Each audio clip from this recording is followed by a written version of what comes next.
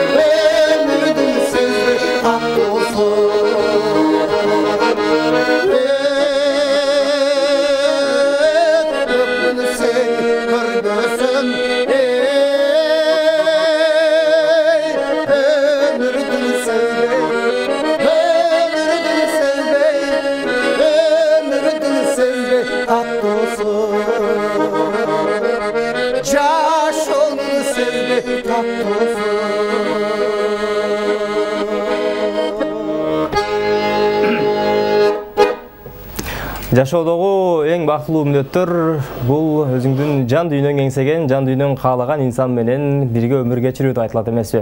Азыркы учурда бизди үй бүлөнүн мүчөлөрү менен көрүп жаткан жалпы мекендештерибизге кутмандуу кечиңиздер менен дейли дагы алыскы сапарга аттанып жаткандар болсо, сапарыңыздар байсалдуу болсун дейли. Бизди Тажикстандан, Өзбекстандын Наманган, Фергана, Анжиан областтарынан, ошол менен бирге Москвадан, Чикагодан онлайн көрүп жаткан жалпы кыргыз боордошторубузга Бишкектен кечки салам деп салам жолдайбыз. Кол булап койсоңуздар болот. Жалпыңыздарга салам. Жалпыңыздарга. Бактбек, Нурлан байке, буга чейин дагы сиздер менен эфирде болгонбуз. Ошондо ырдалбай калган ырларды, айтылбай калган сөздөрдү бүгүнкү эфирде көрөрмандарга жеткиликтүү, уккулуктуу кылып жеткирели. Кандай дейсиздер? Жарайт, колдон келишинче кыргыз элибизге жакшы ырларды тартуулаганга аракет кылалы. Биздин чыган инсандарыбыздын ырларын дагы кетели. Буга чейин эфирде ырдаган болушубуз керек. Колдон келишинче ырдап берели. Сыймык агабыздын Жакшынакайым деген дагы бир жакшы чыгармасы бар экен. Жакшы инсандар үчүн, бардык кыргыз элибиз үчүн болсун.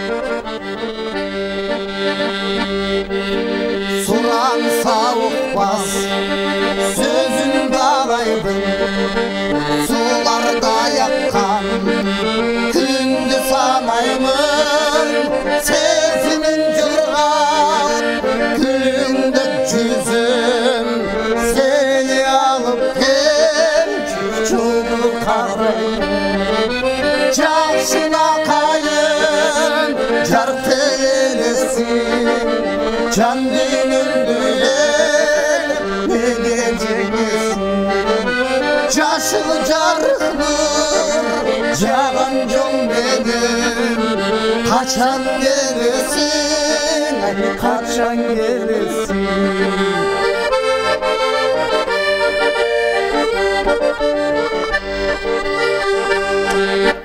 Kantin kütkün Kezderdin bölüm Kalabayım senden Özgönümdenin Karağın gelip Karanın izlep Parayıp parak Gözlerimden Jakşına kayın Jar teresin Can dinin düzelet Nege çengesin Çaşıl jarıkmır Jağan jol menem Kaçan gelesin Kaçan gelesin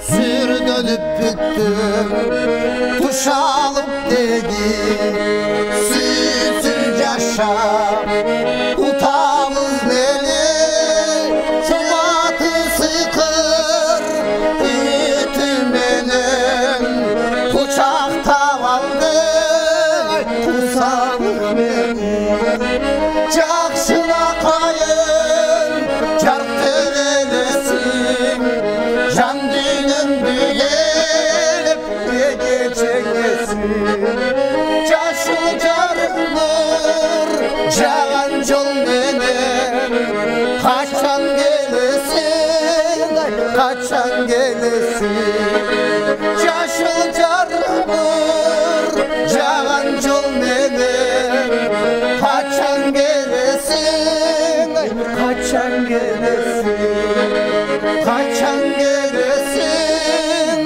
Kaçan gelesin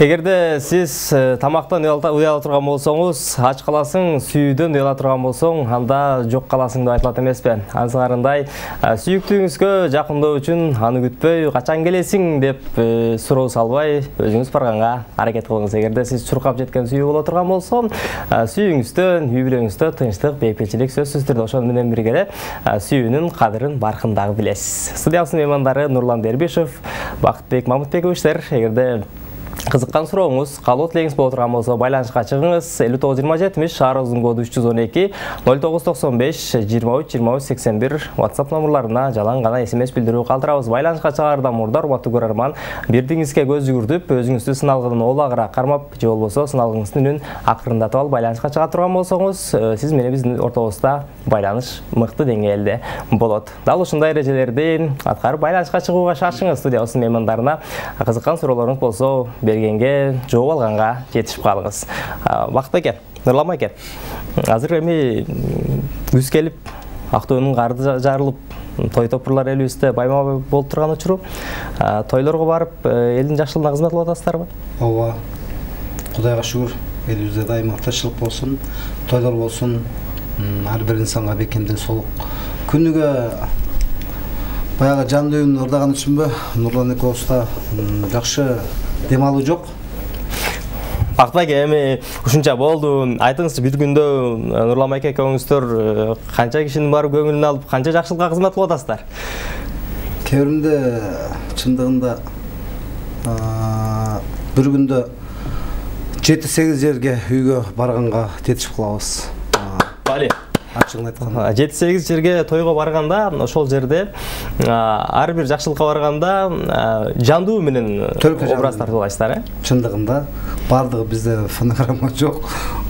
Ушул аккордеон менен бир барган жерден 6-дан 7-ден ырырдап атып, бир күндө ушул 40-50 чейин ушундай болуп кетет. Ошо менен барып туруп, түнкү саат 2-де, 3-те, 4-те, 5-те барасың, ар кандай убакытта барасың да. Ушундай болуп калат. Демек, бир күндө 50-гө жакын чыгарма аткара турган болсоңуздар, анда сиздердин ыр куржунда ыр аябай көп экен. Көбүнчө кайсы чыгармалардан басым жасайсыздар? Бизде эми кыргыз элибиздин баягы суроолору боюнча көпчүлүккө чакырган ушул мен баягы ырдап чыккан ортомчу бизге ысык көл менен Гүлбүн иниси деп ушул ыр менен көп чакырат. Баягы ушунчалык кыргыз элибизге терең ыраазычылык эжекем дагы элдин жүрөгүнөн орун алып калган экен. Ушул эжеңдин ырын ырдап бер деп чындыгында көпчүлүккө чакырат. Бул ырларды жазган Расул Маматкулов агабызга дагы оон жараткан агабызга да терең ыраазычылык. Анан ошондой эле экинчи жолуккан кандай жакшы деген ырды дагы көп суранышат. Жан дүйүм менен сен ырдайсың, эстрада менен Гүлназ ырдайт деп, анан кийин ошого жолуккан кандай жакшы ырдап бер деп көп чакырышат. 30 жылдык, 40 жылдык, 20 жылдык. Негизи эле туугандар, кудулар жолуп калса дагы ушул ырды келип ырдап бер деп аябай көп чакырышат. Анан кийин азыр могу жаңы чыгып аткан ыр менен дагы суроолор көп. Арзуум сага деп Мамырасул Мавлянов агайыбыздыкы бул ырда. Жолуккан кандай жакшы баягы оон жараткан агайыбыздыкы. Ошол менен дагы көп баратабыз. Анда дал ошол Арзуум сага деген чыгарманы аткаралы. Андан кийин көрөрмандардан келген СМС билдирүүлөргө телефон чалуулар кабыл алалы. Жарайт. Ядам.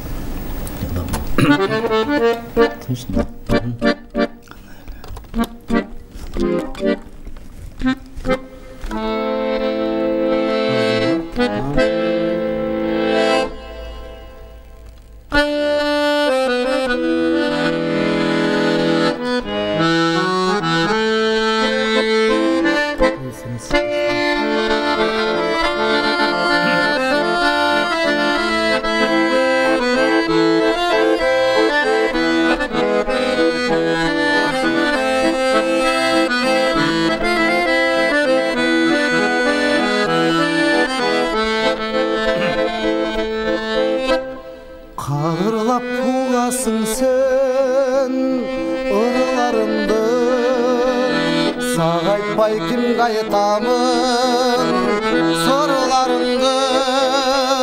Төбөлүк болса көрбө суранамын, жүрөктө күйгө келген кылдарыңды, жүрөктө күйгө келген кылдарымды.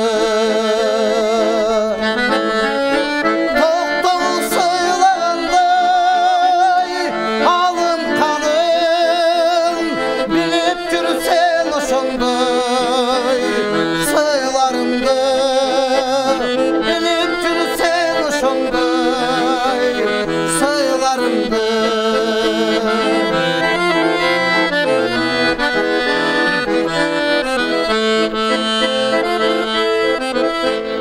Өзүңдү кескездемен көргөнүмө, кадалса сырдуу көзүң көздөрүңө. Өзүңдү эң бактылуу сезип алып, жүрөктөн чыккан сөздөрүңө, жүрөктөн чыккан sözdörüngü.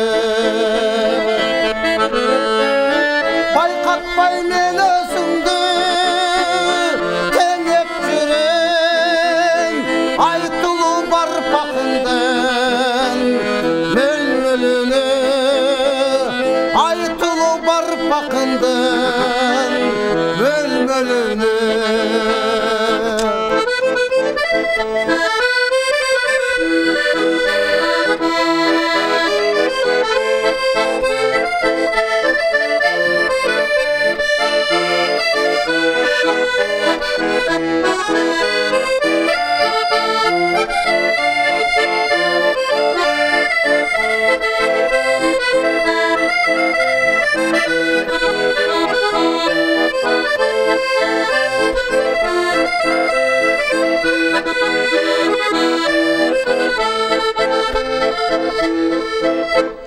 Балар коңгонуңду тандап гүлгө, сагынчым артып келет күндөн күнгө.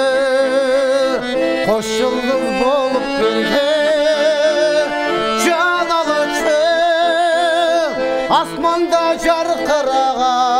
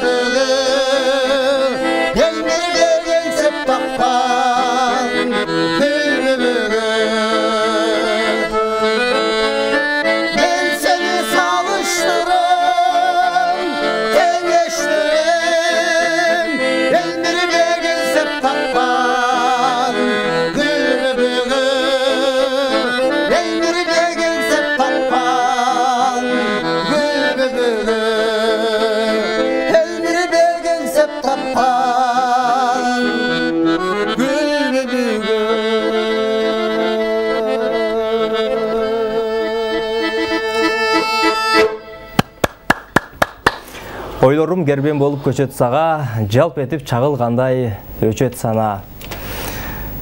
Деп акындардын ырсаптарында айтылгандай, кээ бир учурда сүйүүгө, махабат болгон сезимдер алып учуп жатырган учурда дал ушундай мыкты музыкалык чыгармалар, көлөмдүү чыгармалар жаралат эмеспи.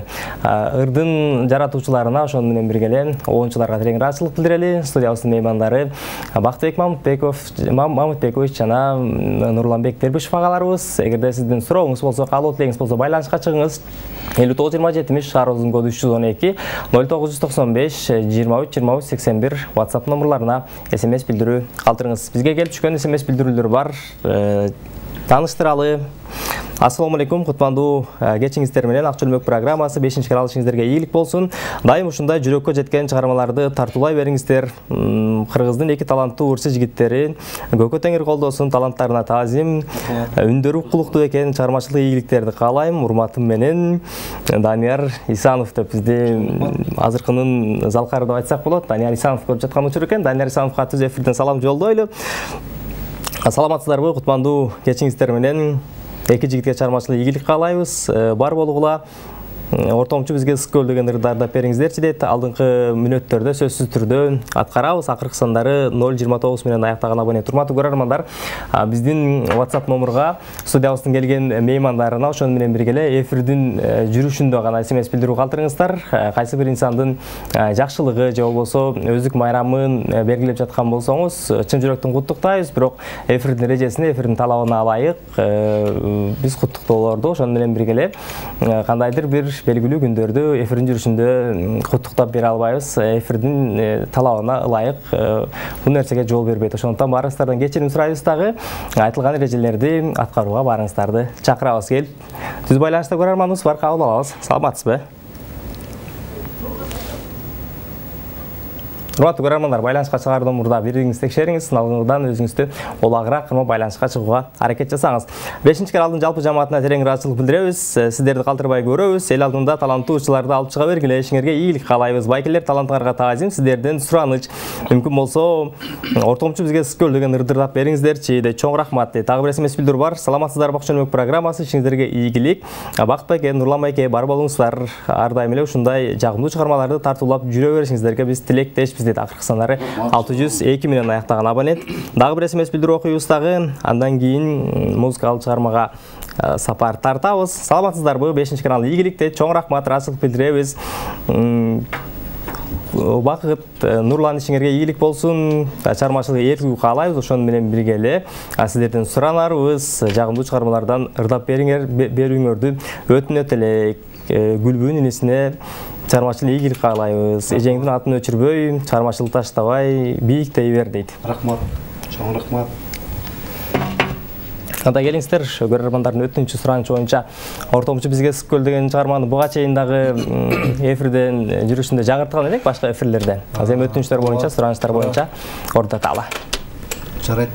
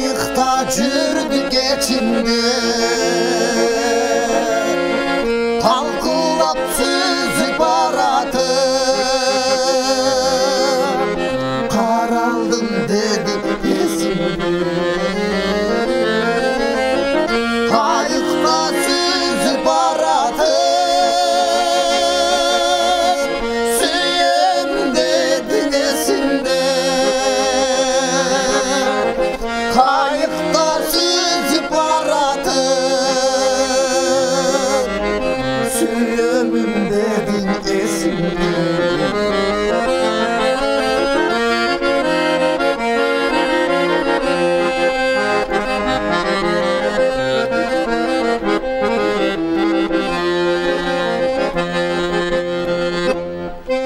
keçegi күндөр есімде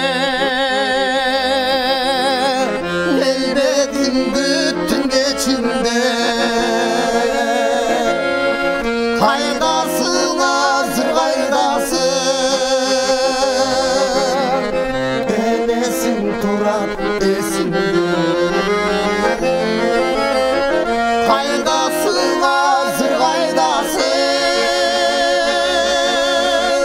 Bütün gönlüm cebimde Kaydasın hazır kaydasın Bütün gönlüm cebimde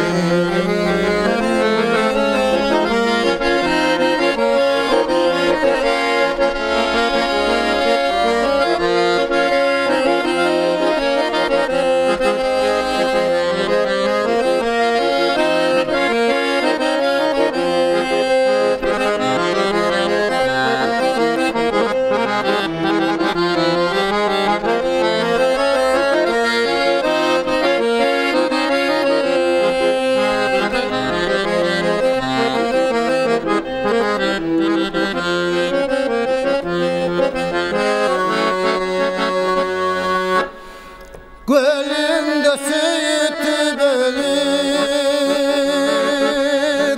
Mahabat bizge cüktörük Ortamcı boldu sıkıl Süre bizge güçleri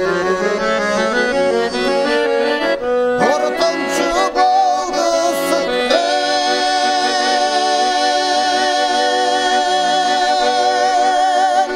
Süre bizge güçleri Kayıkta süzüp aratıp Karardım dedi esime Kayıkta süzüp aratıp Süyemin dedi esimde Bütün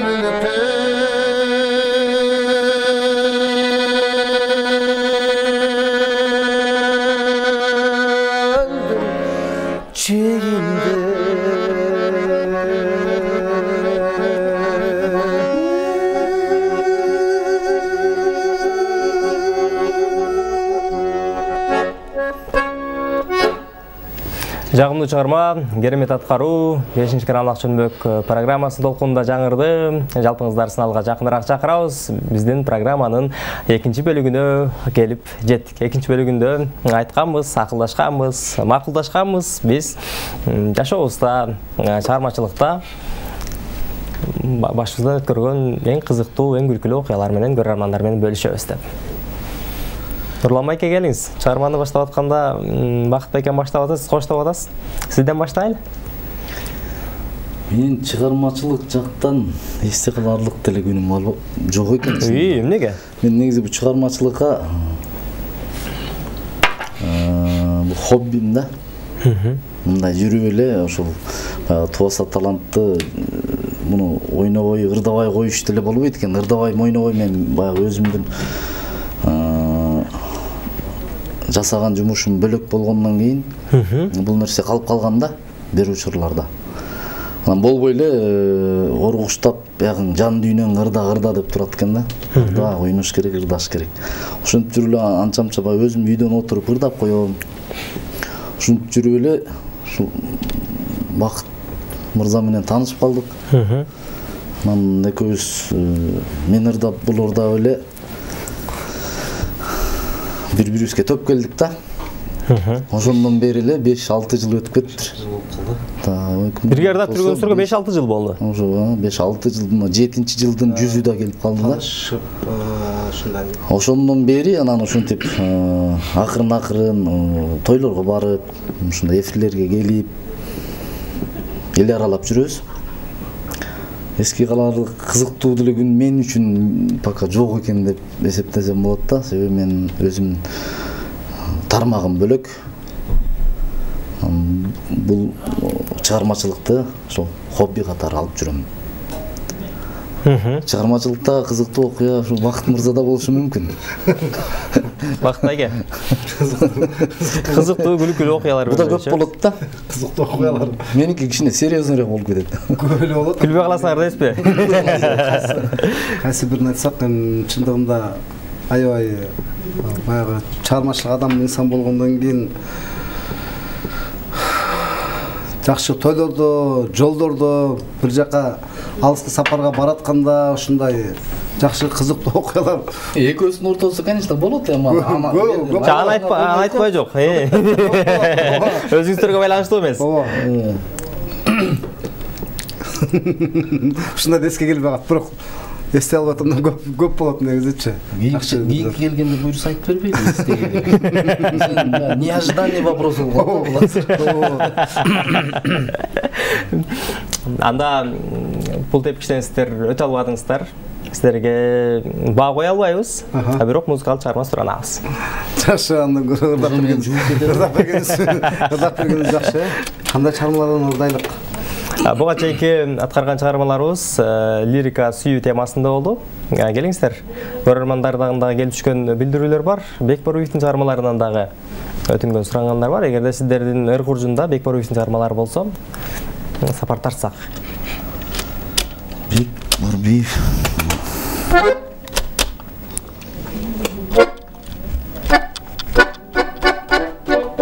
Келчи гүлүм. Ошон Нурал.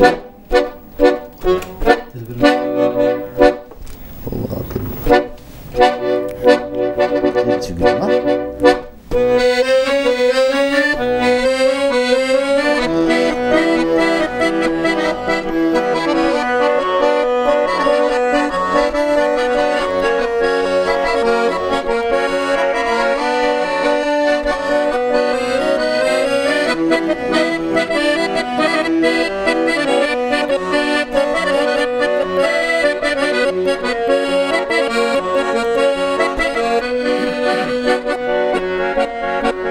Сөз болмойт деп элге курганнан, кылдатпаймын дайым мурданан. Көрүп калсам сени көчөдө, карап калам сага суктанам. Тиктеп калам сага суктанам, шыгыраймы сага булуга. Келчи гүлүм мага, келчи гүлүм мага, келчи гүлүм мага, келчи сен мага. Келчи гүлүм мага, келчи гүлүм мага, келчи гүлүм мага, келчи сен мага.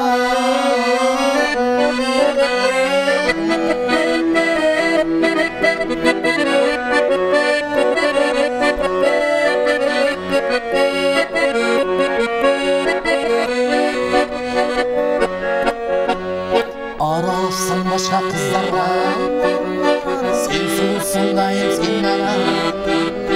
Көрүп калсам сени көчөдө, карап калам сага суктанам. Тиктеп калам сага суктанам, шыгыраймы сага булуга. Келчи гүлүм мага, келчи гүлүм мага, келчи гүлүм мага, келчи сен мага. Келчи гүлүм мага, келчи гүлүм мага, келчи гүлүм мага, келчи сен мага.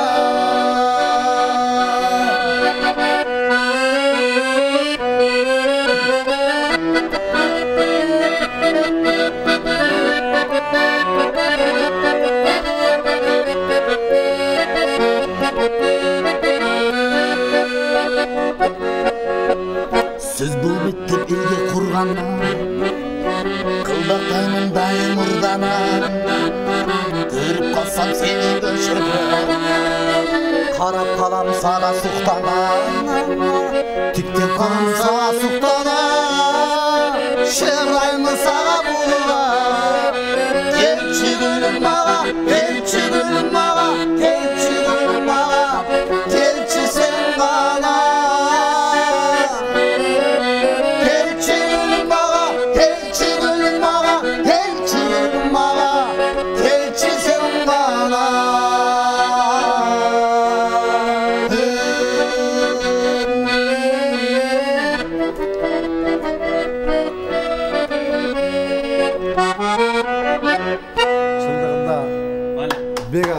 ырларына ушул Нурлан инем ырдайт. Мен көбүнчө классика лирикаларды ырдаймын. Анан кийин баягы көп тойлорго барганда суранганда азыр баягы замандын жетишкендиги телефондон карап канчам чыгардап коесуң да ушундай бега кабысырларны. Сунушту четке какпайсыздар, э? Ооба. Аракет кылабыз. Билбесек да аракет кылабыз деген. Нурлан аке, Бакыт аке. Сиздерди көпчүлүк учурда ушул жакшылык тойлордо көр кылабыз айтпадыкпы эфирдин жүрүшүндө. Ошол менен бирге бул жака келип түшкөн СМС билдирүүлөр да бар экен. Качан дагы чыгармалардын үстүнөн иштеп клип тартасыздар? Силерди качан концерттен көрөбүз, качан сахнадан көрөбүз деген да суроолор бар экен да. Абдан суроону кабыргасынан коюп. Эмне дейбиз? Чындыгында бул ырлардын ортончу бизге ысык көлдүн башы башталган. Баягына чыга элекпиз. Клип башы башталган. Кудай буйруса ушул ортончу бизге ысык көлдү тарткан жигит Алтынбек Сариев деген инибиз бар. Жакшы режиссер. Ошол инибиз жакында Кудай буйруса ал азыр Өзбекстан тарапта клип менен алек болуп жүрөт. Жакында келсе бүтүрөбүз, ошол кетти. Анан кийин Расул Маматкулов агабызга таандык сөзү Карындаш сулуу кайда элең деген чыгармага дагы клип тартканбыз. Кудай буйруса жакында чыгат Аллага. Ушул эки клипти Кыргыз элибизге чыгарабыз Кудай буйруса. Жакынкы күндөрү, Жакынкы күндөрү. Ортончу бизге ысык көл 15 күндүн аралыгында чыгат Кудай буйруса. Жакшы. Урматтуу көрөрмандар, сиздер берген суроого жооп ала алдык деген ишенимдебиз. Келип түшкөн СМС билдирүүгө назар салабыз. Ассаламу алейкум, Акчөлмөк программасы 5-канал ишиңерге ийгилик болсун. Биз сиздерди Тажикстан мамлекетинин Жергетал районунан Саргенжи айылынын тамаша сиздерди көрүп отурабыз. Байкелерге ийгилик каалайбыз. Жагымдуу чыгармаларды аткарып жатасыздар. Бар болуңуздар деди акыркы сандары 556 менен аяктаган абонент. Дагы бир СМС билдирүүнү тааныштырабыз. Саламатсыздарбы? Бүгүнкү Акчөлмөктө отурган чыгармачыл инилерге ийгилик каалайбыз. Рыспай Абдыкадыровдун ырларынан аткарып бериңиздерчи. Суранат электи. Акыркы сандары 031 менен аяктаган абонент. Дагы бир СМС билдирүү бар. Саламатсыздарбы Бакыт байке? Сиз ийгилик каалайбыз. Аксыдан чоң салам сиздерге. Согот айылынан Гүлбүн ырларынан ырдап бериңиздерчи, мүмкүн болсо. Суранат электи. Акыркы сандары 600 менен аяктаган абонент. Дагы бир СМС билдирүүнү тааныштыра алдагы. Андан кийин биз музыкалык чыгармага кезек беребиз. Өркүнүңөр өссүн. Мамарасул Мавляновдун чыгармаларын ырдап жүрөсүңөр. Бар болгула Мамарасул Мавляновго дагы чыгармачылык ийгилик каалайбыз. Ошол менен бирге эки жигитке жакшы чыгармаларды аткарып, элдин жакшылыгында кызмат кылып жүрө беришсин дейт. Бизге түз байланышка чыккан көрөрманыбыз бар, кабыл алабыз. Саламатсызбы? Десек алыстап кеткен чагы. Бүгүнкү кештин алкагында өзүнүн өздүк майрамын ошол менен бирге жакшылыктын үстүндө турган жалпы мекендештерибизди, биздин теле көрүүчүлөрүбүздү чын жүрөктөн куттуктайбыз. Биздин кичинекей көрүүчүбүз Төлөгөн уулу Байкалдын бүгүнкү 2 жашка чыгып жатканы менен чын жүрөктөн куттуктайбыз. Бактылуу балалык, кең келечек, ошол менен бирге келечекте кыргыз элинин керегине жараган эр азаматтардан болуусун чын жүрөктөн каалайбыз дагы. Сиздерге ушул бүгүнкү жакшылык ээлерине ошол менен бирге Төлөгөн уулу Байкалга деп жагымдуу чыгарманы тартуулайт. Келиңиздер. Жакшы өмүр узун болсун, даристерим. Туулган күндөрү ээлерине даристерин өмүр узун болсун. Анан кийин жакшы Шабдан мырза, жакшы алыскы кыргыз туугандар, Тажикстандагы Жергетал айылынан угуп аткан көрөрмандарга ысык салам. Жергетал айылына барганмын. Бакшы деген жерин көргөнбүз. Жергетал Дуана деген айылдар бар, ал жакта бүт кыргыздар, абдан салттуу сонун нукура кыргыздарыбыз бар. Бардыңыздарга жагымдуу көрбөлөк болсун. Тажикстандык туугандар, бар болуңуздар сиздерге дагы. Жана ошондой эле Аксыдан салам жолдоп аткан инсандарга дагы чоң рахмат. Рыспай Абдыкадыров атабыздын ырларынан дептир. Келеме.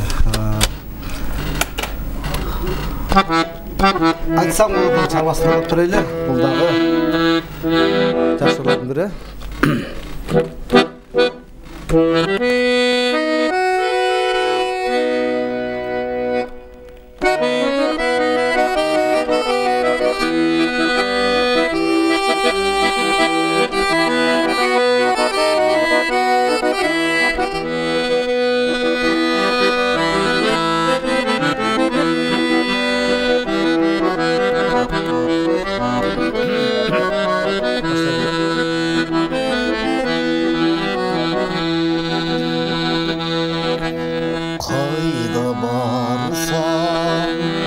ошолдо да сен болупсуң өрт аянсаң күлүп да эл болосуң сусап кетсең кашка да булак болуп ысып кетсең айдарыңда жел болосуң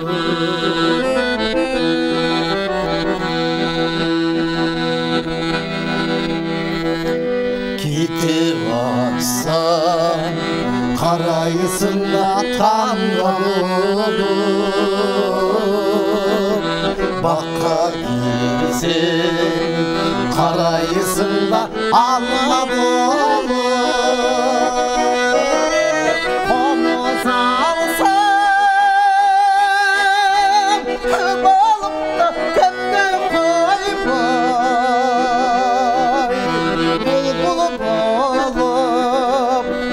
булбул сайрайсың да чакка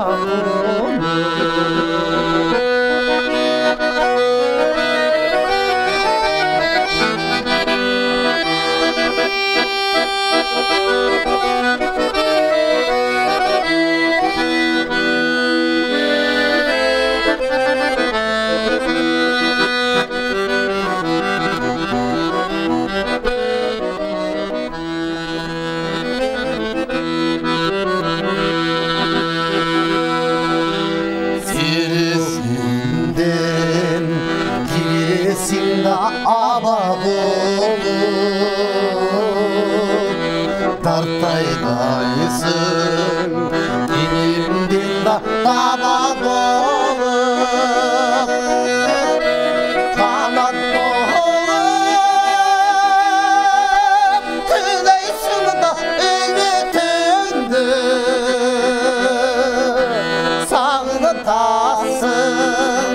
сагынытасың шеги жокта сана болуп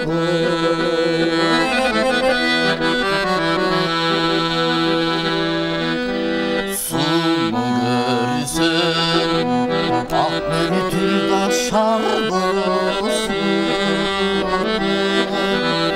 айып жоктун жаралып да бар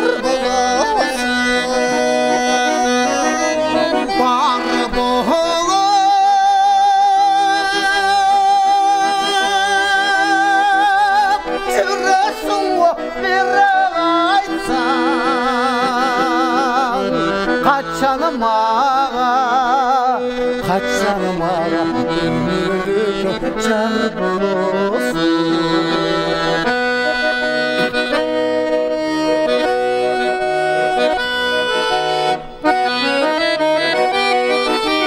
Var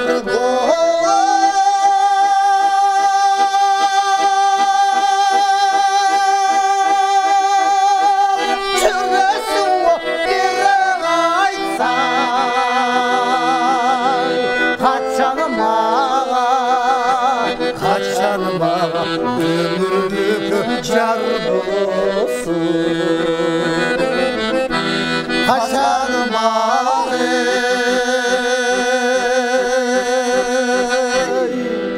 Kaçanım ağa ömürlük car bolosun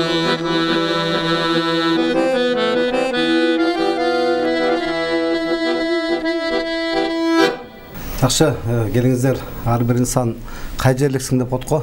Ошоны біз ырменен даңызалап кетелі, қай жерден екенімізді анча-мынча көрміндар. Ырменен жооп берелі. Бел болсын, ырменен жооп берелі. Кеттік анамасы. Жақсы шығарым болсын.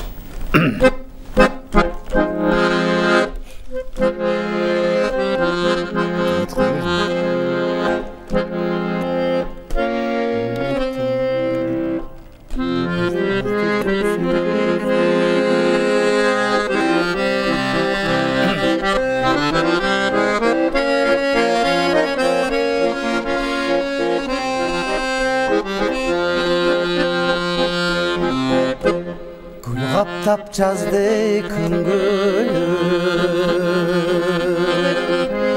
көңіл kişi aksı dünönün Kaşka suağatı gaytaları Yazalı hey külüm Azdektep sügün soğunu Asaba tutkan ulunu Karındaş menden kaçmağını Aksının bolum kolunu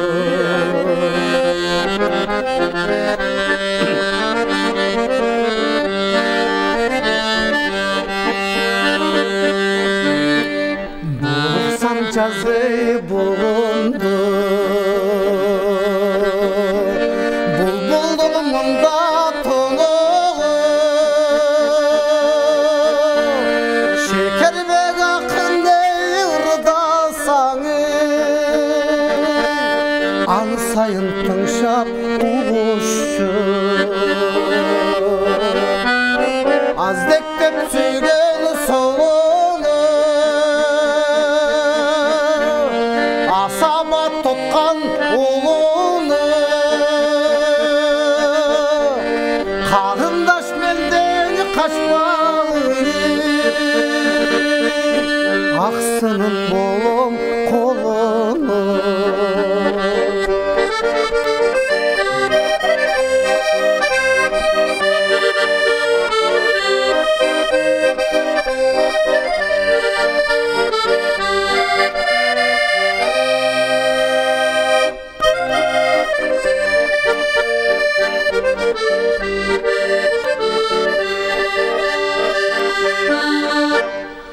Akındardın ey uluğu Aktağday ırçı uyuğu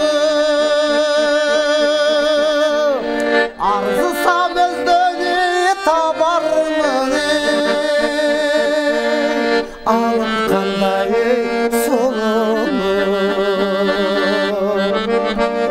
Azdektep sügün solunu Asaba tutkan ulunu Karındaş benden kaçmağını Aksının bolum kolunu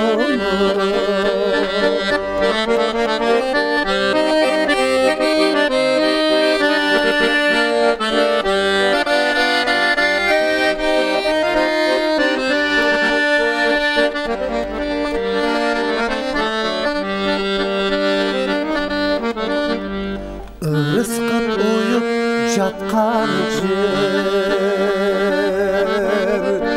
Bulbullar tangsıp жазgan için Aksalık teri güldüğünü Elmir bek arzıp tapkan için Azdektep sügün solunu Asaba tutkan ulunu Karındaş menden kaçmağını Aksının bolum kolunu Karındaş menden kaçmağını Aksının bolum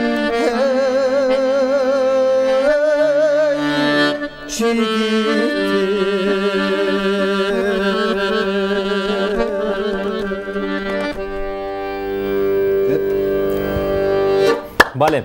Кайсы жердин кулуну болосуз деген суроого ыр менен жооп берип өттүк. Ыраазычылык билдирели. Ошону менен бирге эле көрөрмандардан келген суроолорго жооп алып берүүгө биз бел байлайлы. Анда тааныштырабыз. Саламатсыздарбы, кутмандуу кечиңиздер менен. Бакыт байке, Нурлан байке, сиздерге ийгилик каалайбыз. Гүлбүү эженин жанарым деген ырын ырдап бериңиздерчи мүмкүн болсо дейт. Гүлбүү эженин чыгармачылыгын улантып, ырларын ырдап жүргөнүңүзгө Бакыт байке сизге терең ыраазычылык билдиребиз. Бар болуңуз. Рахмат. Кудайым буйрса, жеке концертиңизди берсеңиз сөзсүз түрдө барамын. Чыгармачылыгына ийгилик каалайм. Кочкор району Жаңы жол айылы Кубанычбек уулу Азамат дейт. Бар болуңуздар дейт. Акыркы сандары 973 менен аяктаган абонент. Дагы бир смс үлдүрүү бар.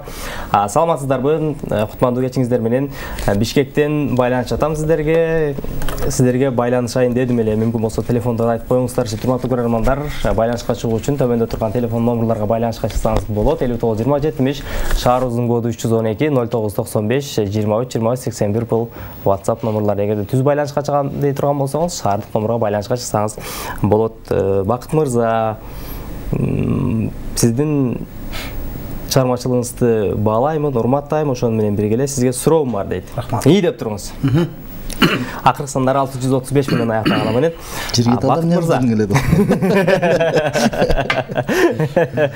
Бакыт мырза, чыгармачылыгыңызды аябай урматтайм, сыйлайм. Ошонун суроо мындай дейт. Тоготер жерин берейин, музыкалык билимиңиз барбы? Жана качан концерт бересиз? Чыгармачылыкта канча жылдан бери жүрөсүз дейт. Мына. Бизде музыкалык билим чындыгында 2 жылдык студияны бүткөм. Анарбек Ибраев агайдын окуучусу болом. Биз ала инсан менен сыймыктанабыз. Анарбек Ибраев агайдын колуна 1997 жылы филармонияга 2 жылдык студияга келген. 99 аяктап кеткем. Ошондон кийин ыр дүйнөсүнөн алсап кеткем. Урматтуу суроо берген көрөрман. Кудай буйрса, Кудай кааласа, 2 жылдан бери кайра ыр дүйнөсүнө келдик. Мурун баягы биз Нурлан эми айтпады, 5-6 жыл болуп калды таанышканыбызга деп. Анда мындай эле экөөбүз таанышып, мындай эле баягы агайын болуп эле ырдап жүрчүк. Андан кийин экөөбүз мына 2 жылдан бери көрөрмандарыбыз көбөйгөн сайын көбөйүп баратат. Кудайга шүгүр, чексиз шүгүр. Бизди эл көтөрөт, эл багат, эл баалайт дегендей, чындыгында бул орчулар менен молдолорду эл багат дейт го. Бул илгертен калган сөз, илгертен калган. Биз салтты кармайбыз, дайыма элибизге кызмат кылууга даярбыз дегенде, Кудай буйрса, жеке концертке дагы убакыт бар. Кудай буйрса, рахмат, ушундай жеке концерт бересиз дегенде инсандарга беребиз, Кудай кааласа. Биз бергенде дагы башкача жан дүйүн менен беребиз. Жаңы форматта, Жаңы формат. Жакшы. Түз байланышта көрөрманыбыз бар, кабыл алалы. Саламатсызбы? Саламат. Кутман кечиңиз менен. Рахмат балдар, силердин дагы бүгүнкү кутмандуу кечиңер менен. Биге болсун. Бакыттын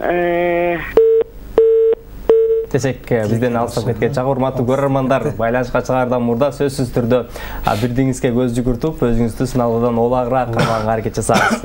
Деген ойдон өчүп калды. Бар болуңуз, эжеке. Бар болуңуз. Келип түшкөн суроолор бар. Кутмандуу кечиңиздер менен Бакыт байке, Нурлан байке чыгармачылык ийгилик каалайбыз. Нурлан мырза, мен да ырдайм дейт. Мага да аккордеон тартып бере аласызбы деп суроо берген экен сизге.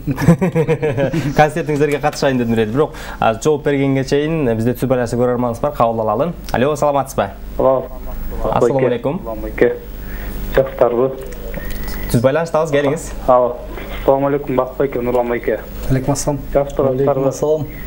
Мен тиги Гүлбүү эжекебиздин жанарын деген ырын суранат элем. Анан Бакыт байке, Нурлан байке концерт коюп калсаңыздар, мени катыштыра аласыздарбы? Мен да жанды ырдайм, бирок ачык айтайын, четпей албайм, четпесе ырдайм, мындай ырдайм да жанды. Сиз менен кантип байланышсам болот? Рахмат. Мына азыр эле WhatsAppка жазып атпады эле ушул жигит. Жооп берип өтүңүзчү. Алейкум ассалам. Жакшы мырза. Жакшы. Кечиңиз менен ырдасаңыз жакшы. Бул ыр жан дүйнөнүн азыгы, жан дүйнөнү эргитип ырдаган жакшы да. Сиз ырдасаңыз албетте аккордеон ойноп коштоп бергенге даярмын. Сиздин келген смсиңиз биякта бар. Анан мен сизге эсчо байланыш телефон номерди жөнөтүп коем, ошол жактан байлашабыз. Жанарым деп калыңыз, эним жанарым чындыгында быша элек, аны бышырыш керек. Ошол эжекебиз тынырларынан депсиз, Гүлбежемдин элдик ырлардан да ырдап жүрчү. Жолукпай кантип жүрмөкпүз деген ошо жанарымдын ордуна ырдап берели. Бактага музыкалык чыгармага чейин көрөрманыбыз бар экен, кабыл алалы. Андан кийин ыр тартуулайлы. Алло, саламатсызбы? Ой, салам алейкум. Алейкум ассалам. Кандайсыздар балдарым? Жакшы, кош келипсиз. Мен Бишкектен чалып атам. Эки жигит бул каякта жүргөн мурун бул жигиттерим. Аябай жакшы ырдайт экен. Рахмат. Оңдору, сөздөр баары так. Анан кийин биздин Бишкектеги жылдыздар бар го. Ошолордон түбөлүк өйдө ырдайт экен да. Ушу жигиттерге ийгилик каалайт элем. Аман болсун, бар болсун, Бишкектен сагынатаңар. Бар болуңуз, сагыната. Айтып коюңуз, Рахмат. Рашыл билдиребиз. Рахмат, давай. Рахмат, сагынатам. Рахмат. Келип түшкөн бир смс билдирүү бар. Ага назар салабыз дагы, андан кийин ыр тартуулайбыз. Үнүңөргө береке, азаматсыңар, баракелде, Бакыт байке, үй бүлөлүк ынтымак ишиңерге ийгилик каалайбыз. Нурлан байке бар болуңуз. Сокулуктан Алмаз деп акыркы сандары 639 менен аяктаган абонентибиз кол койгон. Дагы бир смс билдирүүнү тааныштыралы. Ассалому алейкум, кутмандуу кечиңиздер менен. Үнүңүздөргө береке, бар болуңуздар, чармачылык ийгилик каалайбыз. Эң негизгиси оорубаңыздар, үй бүлөңүздөр менен аман болуңуздар дейт. Рахмат. Амин. Оорубайлык. Жанарымдын ордуна Гүлбапчым ырдап жүргөн ырлардан элдик ырлар болсун,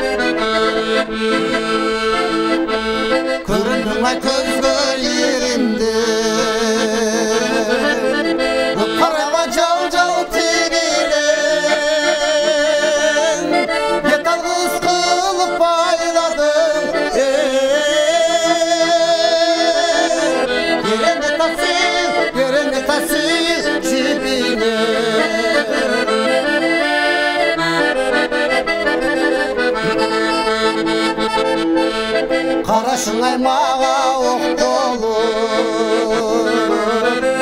Jalındamay benim çok bolur, Arlagan жылы сөздөрүң,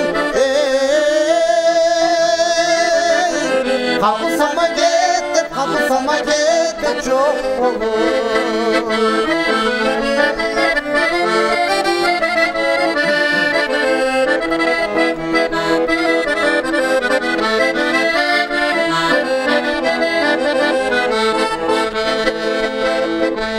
Sozuluvay çılva gün öttü,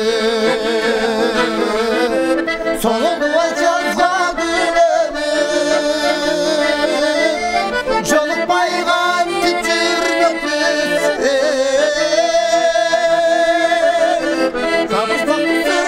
Kavuşmaklı sırdı söyleşir.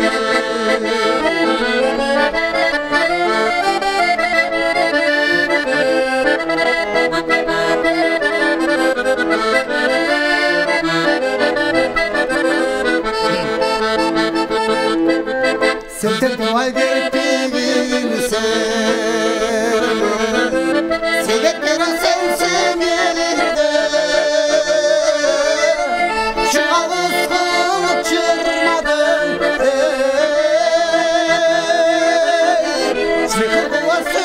Sıkır kuvası cebine, Get ağız kılıp bayladın,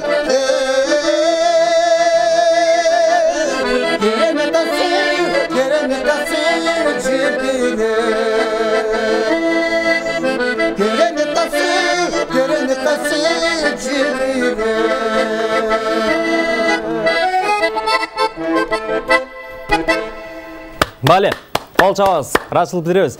Бактага Нурлан ага, азыркы учурда бизди жалпы эмгек жамаат менен көрүп жаткан көрөрмандарыбыз да бар экен. Тааныштыралы.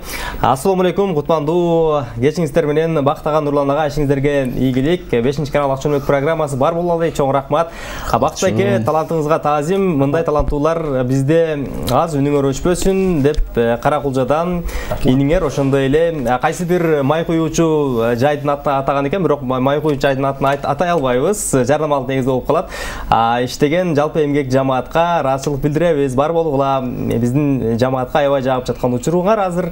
Биз сиздердин ырларды угуп, аябай чер жазып отурабыз. Акыркы сандары 633 менен аяктаган абонент өзүнүн SMS билдирүүсүн калтырган. Дагы бир SMS билдирүү бар. Саламатсыздарбы? Кутмандуу кечиңиздер менен бар болуңуздар, үнүңүздөргө береке, абдан жакшы. Мен сиздердин ырларыңыздарды ар дайым угуп жүрөмүн. Нурлан байке, Бакыт байке, чармачылык ийгилик каалайм, бар болуңуздар дейт. Бир суроо берген экен, бирок эфирдин негизинде бул суроону узатпай эле коелу. Дагы бир SMS билдирүү бар. Саламатсыздарбы? Сокулуктун совхоз Фрунзе айылынан барыңыздарга салам.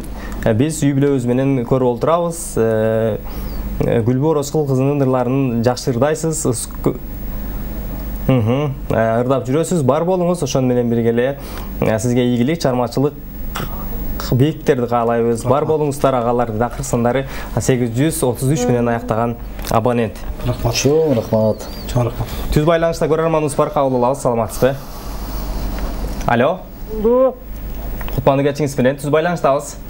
Мен эки суроом бар эле, мына Түмөн бай менен Нурланга. Бакыт мырза менен Нурлан мырзага, Бакыт менен немеге? Бакыт Аксыдан болот экен, Аксыдан болсо Аксынын кайрынан, анан Нурланды кайтылбай калды. Мен муну сурап атканым, мен да Аксыдан болом, Аксынын кечүүнөн болом, Ак жолдон. Жакшы суроо. Атым Рыскул, фамилиям Тажибаев. Таандым коесуз. Чоң рахмат. Рахмат. Жооп беребиз. Мен Аксыга жээн болом, өзүм Алабука өрөөнүнөн болом. Аксы Кичи Ак жол, жаңы жолго жээн болом. Мына ушундай жамакта тою каштырып, мына ушундай болот жооп бергенде эле. Аксыга эке, бар болуңуз. Аксыга салам. Бактага. Сизди да сурап өттү. Аксын Авлетим деген айылдан болом мен. Кыска ушундай, Ооба, Абдул Майлик өкмөтүнөн болом. Дагы бир көрөрманыбыз бар, түз байланышта кабыл алабыз. Саламатсызбы, Кутмандуу кечиңиз менен? Алло. Алло. Кутмандуу кечиңиз менен саламатсызбы? Алло, саламатсыздарбы? Саламатчылык. Алло, Ассаламу алейкум.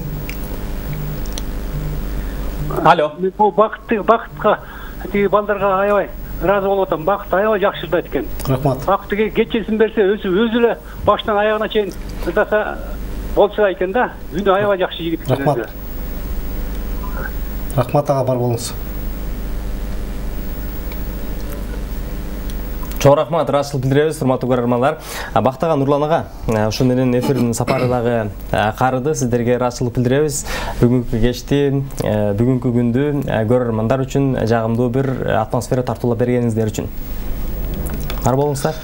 Рахмат ага, кайрадан 5-каналга дагы терең ыраачылык. Дайыма ушундай таланттарды көп чыгарыңыздар, ишиңиздер ийгилик. Сага Элим Шадам мырза, дайыма ден соолук, оорубагын дайыма. Күлүп жайнап эле ушинтип жүрө бергин. Айтканыңыз келсин. Кыргыз элибизге ар бир инсанга жети дуаңа тең ысык салам. Биз бардыгыңызды жакшы көрөбүз. Ар бир инсандын жүрөгүндө бололук, ар бир инсан биздин жүрөгүбүздө болсун. Кыргыз элибизге кызматтарды кылып жүрө берелик. Бар болуңуздар. Рахмат. Жакшы. Сиздерге чыгармачылык ийгилик. Рахмат. Эфир, тунук эфир, ар дайым ушундай. Рахмат. Кыргызымдын чыган таланттуу жаштарды, таланттуу мырзаларды, таланттуу эже карындаштарды чакырып, эл менен көпүрө болуп, элдин ортосуна жүрө бериңиздер. Жалпы кыргыз элиме тынччылык, аманчылык бар болуңуздар. Кыргызстаныбызда тынччылык болсун, өнүгүп өсөлү. Ошол Кутман кечиңиздер менен бейпилдин. Жакшы саламатсыздар. Сиздерге дагы ийгилик каалайбыз, бар болуңуздар.